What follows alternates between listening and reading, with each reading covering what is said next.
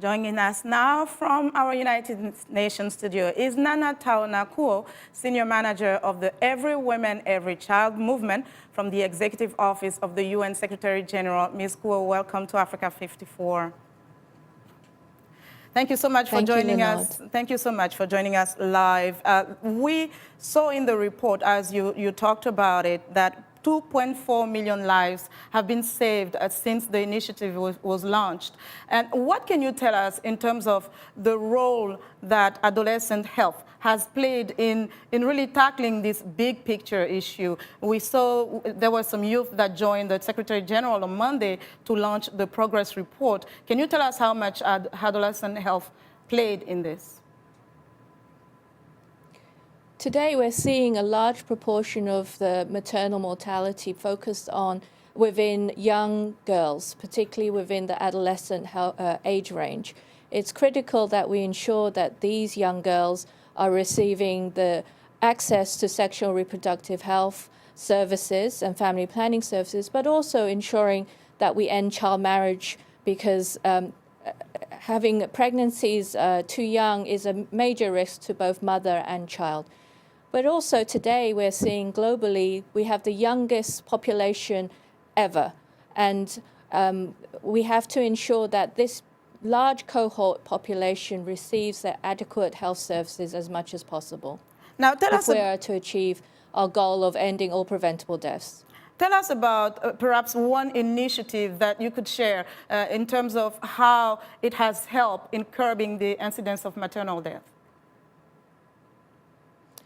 So we have had a number of very innovative initiatives that have emerged since Every Woman, Every Child was launched in 2010, including Family Planning 2020, which had a large number of countries committing to be able to ensure universal access to family planning services by 2020, including countries from the poorest regions of the world.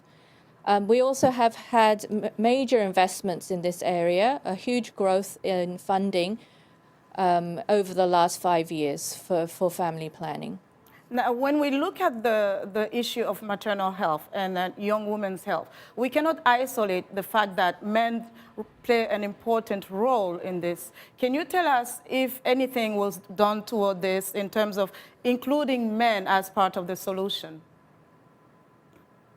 Absolutely. The key role of men and their leadership and ensuring that gender equality and empowerment are ensured is critical to the success of ending maternal deaths. The Secretary General himself, being a man and very much leading up front on the issue of male engagement for women's empowerment and also reduced maternal mortality, has been a key factor for mobilizing more political support, particularly with heads of state and also heads of business and companies, which have really come together behind this ambitious goal of reducing maternal and child mortality by 2015. Now, although some progress have been made, the report Saving Lives, Protecting Future also mentioned that there are some challenges that are remaining. Where do we focus our attention moving forward to ensure that the momentum keeps going? So first of all, we're seeing now we've been able to reduce under 5 mortality dramatically over the last decade or so.